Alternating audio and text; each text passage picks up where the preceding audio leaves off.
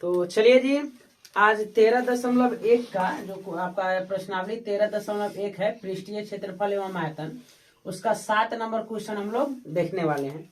Question बोल रहा है कि कोई तंबू एक बेलन का आकार का है। एक जो तंबू है वो क्या है, एक बेलन के आकार का तंबू है। इस टाइप से मतलब एक तंबू बनाया, तंबू मतलब जिसमें रहने वाला होता है, तंबू बनाया गया है जिसके ऊपर एक शंकु अध्यारोपित है। यानी इसके जो ऊपर है वो क्या बना हुआ है, एक शंकु है। क्या रखा हुआ है जी, एक शंकु रखा हुआ है।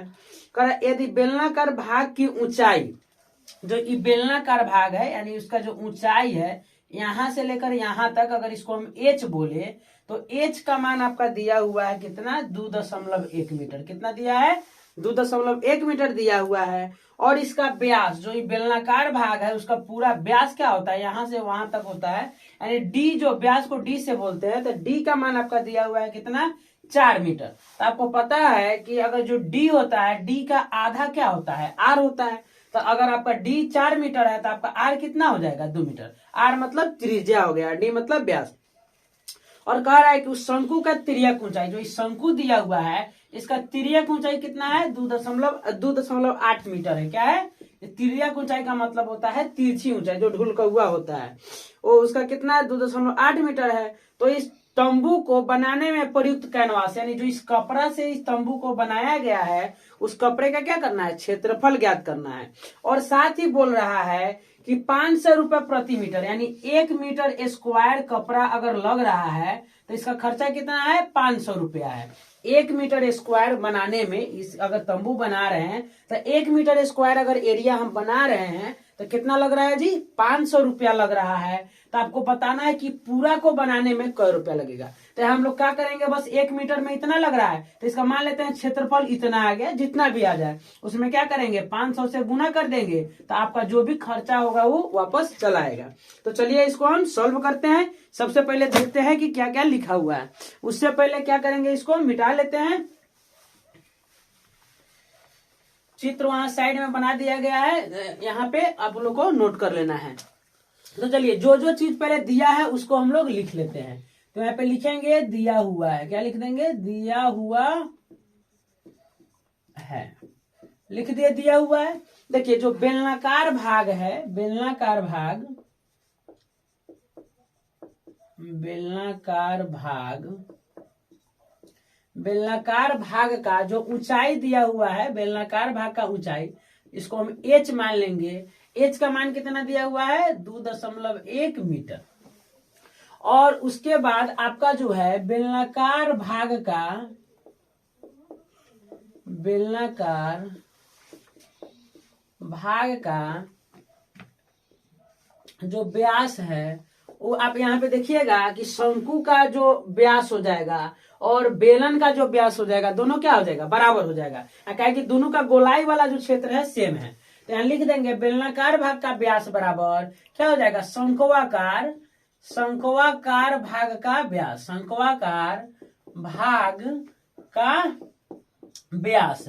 और दोनों का व्यास कितना दिया हुआ है जी, कितना दिया हुआ है, 4 मीटर। कितना दिया है, 4 मीटर आपका व्यास दिया हुआ है।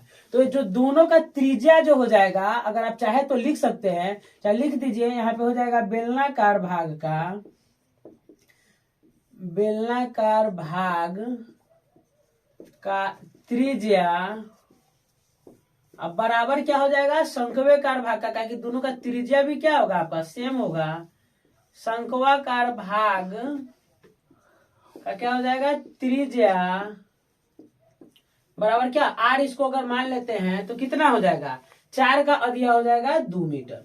आपका क्या हो जाएगा, बेलन और शंकु का त्रिज्या हो गया 2 मीटर। और एक और चीज दिया हुआ है, यहाँ जो शंक्वाकार भाग है उसका तिर्यक ऊंचाई दिया हुआ है, इसको लिख लेंगे। यहाँ पे लिख लेंगे शंक्वाकार भाग का, शंक्वाकार भाग का तिर्यक ऊंचाई, इसको तिरछी ऊंचाई भी बहुत लोग बोलते हैं, तो यही सेम चीज हुआ।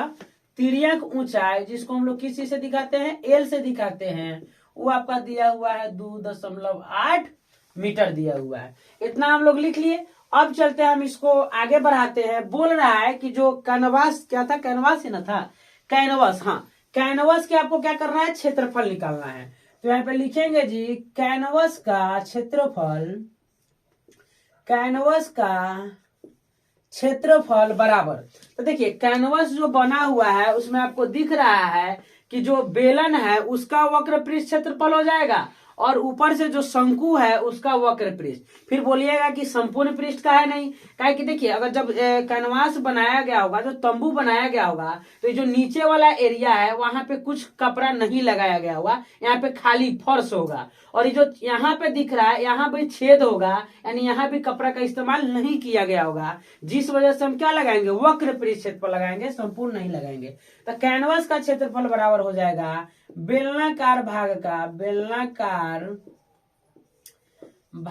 का वक्र पृष्ठ क्षेत्रफल। क्या हो जाएगा, वक्र पृष्ठ क्षेत्रफल प्लस क्या हो जाएगा, शंक्वाकार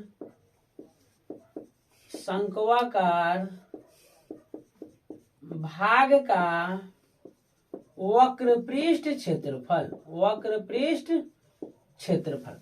जब इतना हो गया तो आपको करना क्या है, इसका सूत्र लिखना है। तो सूत्र लिखिए 2πr(h) क्या होता है, बेलन का वक्र पृष्ठ क्षेत्रफल 2πr(h) प्लस शंकु का क्या होता है πr(l), क्या हो जाएगा πr(l). चलिए मान रखते हैं 2 गुने, अभी पाई का मान पाई ही रखिए, बताते हैं क्या है। और आप चाहे तो यहाँ पे पाई का मान 22/7 रख सकते हैं, लेकिन अभी पाई ही रखिए। चलिए आर का मान देखिए, आर का मान कितना है, 2 है। मीटर लिखना है तो लिखिए, नहीं तो अंत में आप सीधे मीटर स्क्वायर लगा दीजिएगा, यूनिट मत लिखिए, यूनिट लिखने से थोड़ा सा दिक्कत हो जाता है कैलकुलेशन करने में। चलिए एच जो है, एच का मान कितना है यहाँ पे 2.1 मीटर, तो 2.1 हो जाएगा प्लस पाई गुने आर का मान कितना है जी 2, यहाँ पे देख लीजिएगा आर का मान 2 गुने एल कितना है आपका 2.8, कितना हो जाएगा 2.8। अगर यूनिट इसका लिखना चाहे यानी मीटर जो है लिखना चाहे तो ठीक है, तो कोई बात नहीं। अब देखिए यहाँ पे 2π इसमें भी है, 2π इसमें भी है, तो अगर आप चाहे तो 2π को कॉमन निकाल सकते हैं। तो हम क्या करते हैं, 2π को कॉमन निकाल लेते हैं। तो जब 2π को यहाँ पे कॉमन निकालिएगा तो यहाँ पे बच गया 2 गुने 2.1 प्लस यहाँ पे बच गया 2.8। अब आपको क्या करना है, 2π के 2π रहेगा और यहाँ पे कैलकुलेशन कीजिए तो देखिए 21 दूना कितना हो जाएगा 42, और दशमलव है तो दशमलव लगा देंगे एक अंक के बाद, और यहाँ हो जाएगा 2.8। अब क्या हो जाएगा, इस ब्रैकेट के अंदर वाला को हम जोड़ लेंगे, तो 2π का 2π यहाँ पे जोड़िएगा तो ये गुना में आ जाएगा। देखिए 8 को 2 को 10 के 0 हासिल 1.4 2 6 और 1 कितना हो जाएगा 7। तो अगर इसको सॉल्व हम लोग करते हैं तो यहाँ पे हो जाएगा 2π, पाई का मान रख दीजिए, पाई का मान होता है गुना में 22/7, गुने देखिए दशमलव के बाद 0 का वैल्यू नहीं होता है, तो 7 का क्या हो जाएगा 7, तो यहाँ पे कट जाएगा, बराबर में आ गया 22 दूना 44 मीटर स्क्वायर, कितना हो जाएगा 44 मीटर स्क्वायर। तो यहाँ पे आप लिख सकते हैं अतः कैनवास का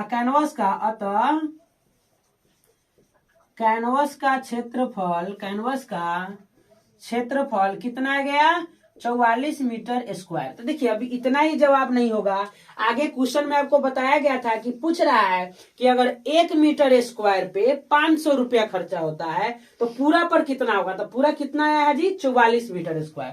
तो हम लिखेंगे यहाँ पे कि चूंकि क्या लिखेंगे, चूंकि 1 मीटर स्क्वायर